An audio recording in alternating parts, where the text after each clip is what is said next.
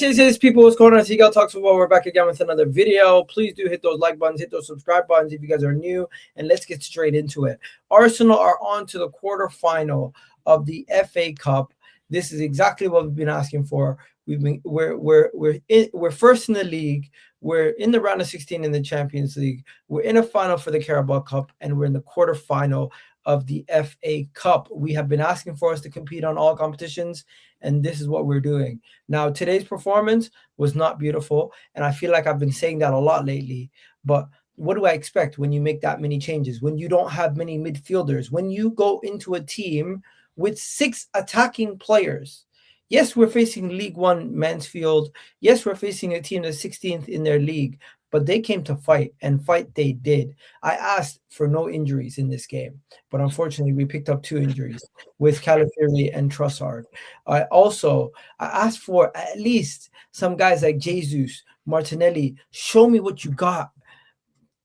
Guys, it was not beautiful. Their performance today was shaky at best. And I expect better from Jesus. I expect better from Gabriel Martinelli. But Noni Madueke stepped up. Max Dowman stepped up. They looked good. They looked like the 2 guys who were actually trying to do something. The link-up play, connecting. They were connecting the dots. But you know what? That final end ball, that final end product was just not there. And Noni Madueke, yes, he scored a nice goal. But then how does he constantly sky the ball from such close distance? That's really starting to frustrate me. He just likes astronomy, I guess. He wants to put things up into space. I don't know what he does at this point. He did the same thing. He did the same thing last game. It's like Noni Madueke is about to score. Where the hell did that go? But yeah, and then I was speaking to one of my buddies during the game, and he's like, "Yeah, we might need to bring on some of the heavy hitters." I'm like, "Yeah, don't worry, bro. Eze or Saka come on, we win the game." And then Eze comes on and scores 4 minutes after he came on. So it's like. This was never a game to be worried about. This was never a game to be stressed out about. And I really am just looking at guys like Mascara. You got to do better there. Salmon, you're a young guy. I'm not going to blame you too much, but you can't be giving away sloppy balls when you get into a first team. That's why you get subbed straight away. And we have squad depth, but when we put on all our squad depth in a game, it doesn't look pretty. So I would not expect this kind of rotation versus a Premier League team. No, 100%. Overall thoughts on the game for me. I mean, listen, straightforward. I wasn't stressed about this game. You know, I wasn't necessarily stressed about the game. I was just very particular on seeing the Hale Enders and the fringe players. How are they going to get on? How are they going to stake their claim to say, hey, we deserve more minutes? Outside of a couple of players that can say, hey, listen, we absolutely showed out. We did what we had to do. There wasn't much of that going on. Again, I can give grace to Mascara and Salmon. Again, Mascara is only 21. He's found himself in a lot of different situations this season. Again, I think he was at fault for the goal we conceded, in my opinion, because he was in between 2 minds. I think that was more of him than Salmon's pass.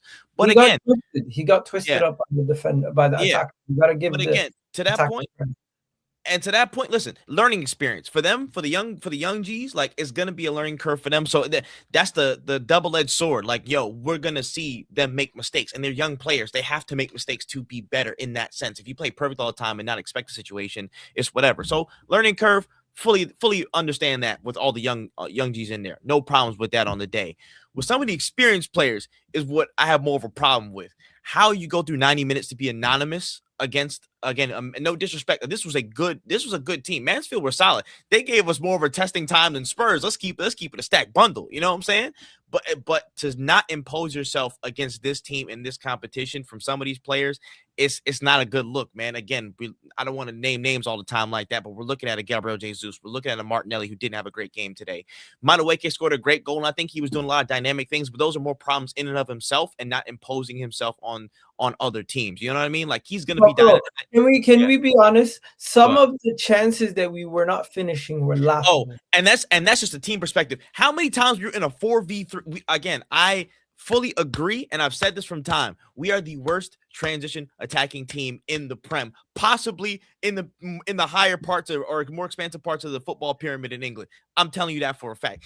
It's something up here where they don't want to be selfish or they overthink it too much, and everything goes haywire. We do not know how to attack on the break. It's simple. Jesus is 3 yards away. And he doesn't want to take a first time shot or move quickly. He wants to overthink, jump around, put his back to somebody. Look at the difference between him and Eze. Eze is at the edge of the 18-yard box, and he smashes it into the top corner. Yeah. Jesus is right in front of goal. I don't blame Max Dowman. Max Dowman's right in front of goal. He's a young kid. You can't blame him. And he made the whole move. He made the whole damn move. He had like Max Dowman, fair to him, he had like 3-4 of those chances, right? Crazy game today. I'm looking at Jesus. I'm saying, what are you doing? I'm looking at Saka. I'm saying, just get it out of your feet quick. Yeah. And that is a systemic team problem, from individuals down to the collective across the board. Saka is not exempt this season in terms of finishing the last touch, putting venom behind your shots, actually making things go off. We've seen, again, the rule has been people are fumbling their chances. They don't have enough conviction behind their shots in that final action. The exceptions have been some of the goals we've seen today and other bangers that we've seen across the season. Can I give you a stat? Christian Mosquera had the same amount of shots as Martinelli. And that's nuts. That's nuts. Like, you know what I mean? Like, there has to be, it is some, I think it's a mental thing. At this point in the season, I think it is a mental thing where they have to get over the hump and get over themselves and learn how to shoot with venom and just shoot with impunity. The performance doesn't matter, but games like today dictate if we can trust you going forward. 100%. I don't know if I can thoroughly trust Martinelli as much as I want to. I don't know if I can trust Jesus to come off the bench and make a difference in a positive manner. Yeah. I don't know if I can trust some of these guys. But one thing I will say, we won the game. We're on to the next round. That's really all that matters. As for the overall performance, don't really matter. We bring on the heavy hitters. We go on to win the game. It was unfortunate that we couldn't give Hincapie and some of these guys more of a rest, but that was good enough. I thought Kepa Arrizabalaga was one of the main stars in this game. We could talk about Noni, we could talk about everybody else, but I feel like Kepa deserves credit because in these cup games, the defense has been leaking more chances than in the league, and he has stood tall. And he's been on top of it, man. Again, outside of the goal where I thought maybe he could have did a little bit better, but again, on the heels because he got caught by surprise. I thought he handled his box really well. I thought, it was a very composed performance from him, and it's good to see. It's good to see in a second. Who's your man of the match? My man of the match is Max Dowman. I'm sorry. I'm still sitting on the Max Dowman train in that sense. And my reasoning for that is the poise and the professionalism to say, hey, wherever you're at on the pitch, take responsibility. You know your level and you can impose yourself. And he's done that multiple times throughout the game. Absolutely steamrolling, gliding through people, making things happen on his own. That source of creation right now, it feels like even bigger than what it might be because the rest of the team might not have the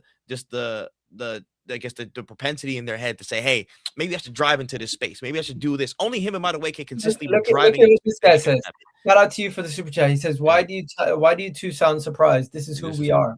Yeah. Listen, at this point, I can't refute that this season because the way we just overthought attacks has been killing me. From that perspective, yes. We're still somehow scoring 101 goals in the season. Hey, we got to talk about that. 101 goals. Only Barcelona and Bayern have more goals than us. There's boring Arsenal.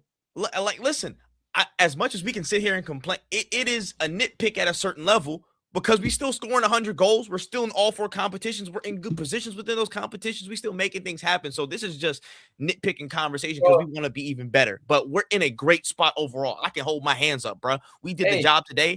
We're supposed to be. Winning is the remedy for all complainers. If you win, no one's complaining about anything. If we drop points in some of these past couple of weeks, then people are going to complain more. Yeah, that's all that matters. Bringing it back, I think Madueke deserves a shout for player of the match. I thought he was one of the main drivers and one of the main guys who was connecting and build up and just getting the ball from A to B. I constantly seen him in the inside channel, driving from the middle. I didn't really see him touching the touchline as much as he usually would. Yeah. He was more inside today. He found spaces inside and he exploited them. He was going to run into any open field. And he created some chances for Dowman. He's created some chances for himself. We unfortunately couldn't get the goal, but his strike, beautiful strike. The moment it got out of his feet, it reminded me of Saliba versus Bournemouth. That's Yeah, little curl just from inside the box off 1 foot. Yeah, 100. Yeah, reminded me of that. But yeah, overall performance from the rest of the boys. Kepa Arrizabalaga for me gets an 8.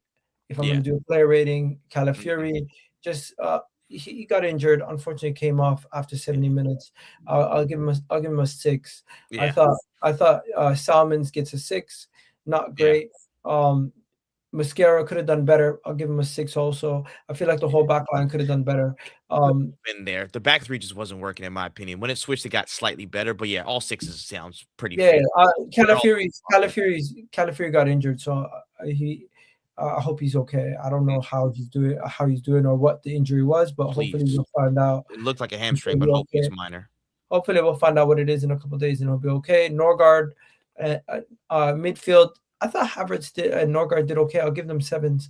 Yeah, Norgard actually he got Norgar's better of the he two. technically got an assist, but you can't really count that as an assist. Yeah. I mean, it counts on that, but I just like to Wait, touch. wait. I mean, you give it as an assist, but it's like Yeah, just it's like in the overall rate, in your personal rate, it's like it's like a Stupian assist. It's like you pass a little bit, and then the rest of the guy did the work. Like you know what I mean? I'm with you there.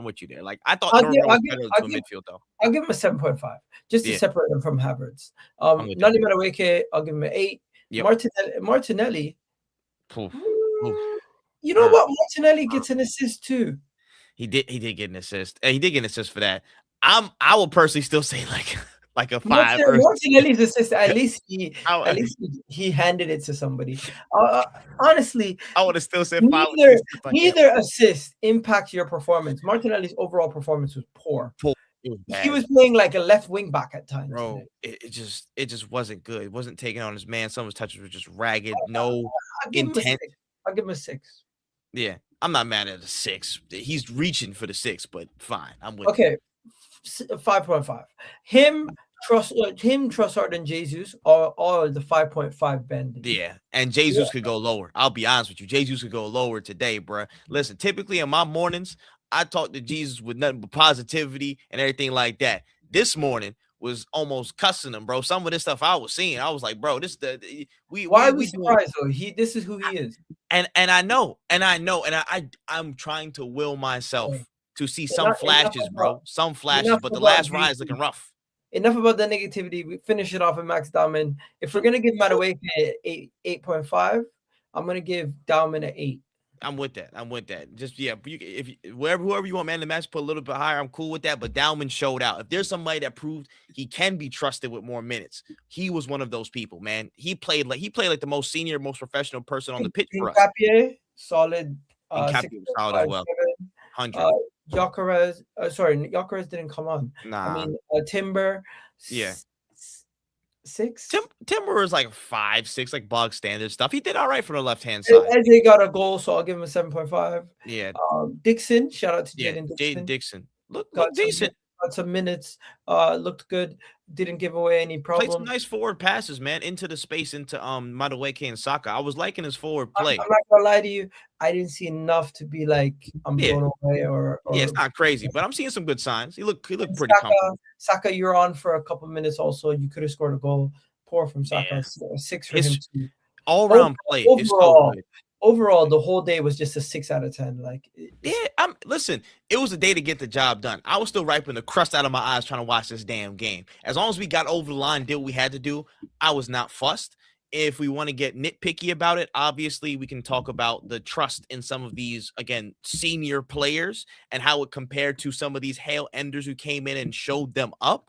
But beyond that, we can just hope for the best and say, listen, y'all take that in stride and keep going. Before I wrap it up, I'm just going to say the benefit that we have is we're playing Mansfield. Man City's playing Newcastle at 8 o'clock tonight. Mm-hmm. Tough game. Chelsea's playing Wrexham at 5:45. That's a tough game, low key. We're gonna have to see. We're gonna have to see what happens at 8 o'clock because Newcastle could end up knocking out Man City. Does that help them? Does that make their season easier? I don't know. We'll have to wait and see. For now, I'll bid you adieu. How you got anything to say before we go, bro? Man, all 4 fronts, we still here. By hook or by crook, man. We finding our way. COYG. That's where we at. Catch you guys on the next side, guys. Don't know. Peace.